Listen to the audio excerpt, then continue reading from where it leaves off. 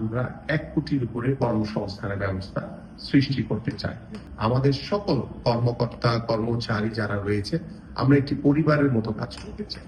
আমরা চাই যে আমাদের মাননীয় প্রধানমন্ত্রী তিনি যেভাবে তৎপরতা কর্মচাঞ্চলতার মাধ্যমে তিনি প্রত্যেকটি জনগণের যে ম্যান্ডেট নিয়ে আমরা যে নির্বাচিত হয়েছি সেই জনগণকে সর্বোচ্চ গুরুত্ব দিয়ে আমাদের সকল কার্যক্রম করতে হবে। এই বিষয়টি আপনারা অত্যন্ত সিরিয়াসলি এবং গুরুত্বের সহিত আপনারা দেখবেন আমি আশা করি।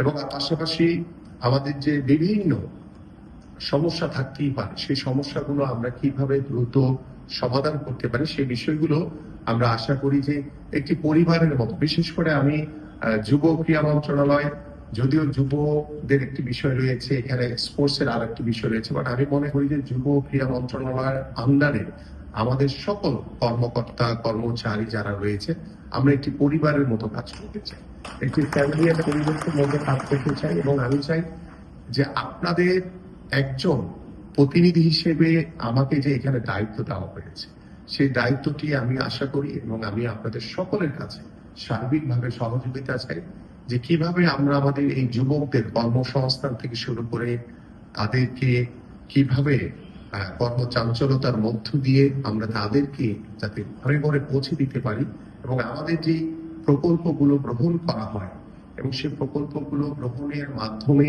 আমরা যে তাদের পরিবারকে যে স্বাবলম্বী করছি, আমরা যে যুবকদেরকে স্বাবলম্বী করছি সেই বিষয়ে আমাদের যে প্রচারণা দরকার। এই বিষয়ে ইতিমধ্যে আমি আমাদের সচিব মহোদয়কে বলেছি এবং আমাদের যুব উন্নয়নের যিনি মহাপরিচালকের দায়িত্ব পালন করছে তাকেও বলেছি যে আমরা প্রচারণাটা যাতে একদম ঘরে ঘরে পৌঁছাতে পারি যে আসলে বর্তমান সরকার কিভাবে যুবকদের উন্নয়নের জন্য, যুবকদের কল্যাণের জন্য, যুবকদের কর্মসংস্থানের জন্য আমরা কিভাবে আরো অনেক কর্মসংস্থানের দ্বার উন্মোচন করতে পারি। কারণ আমাদের একটি আলোচনায় রয়েছে যে আমরা আগামী 18 মাসে আমরা ১ কোটির উপরে কর্মসংস্থানের ব্যবস্থা সৃষ্টি করতে চাই।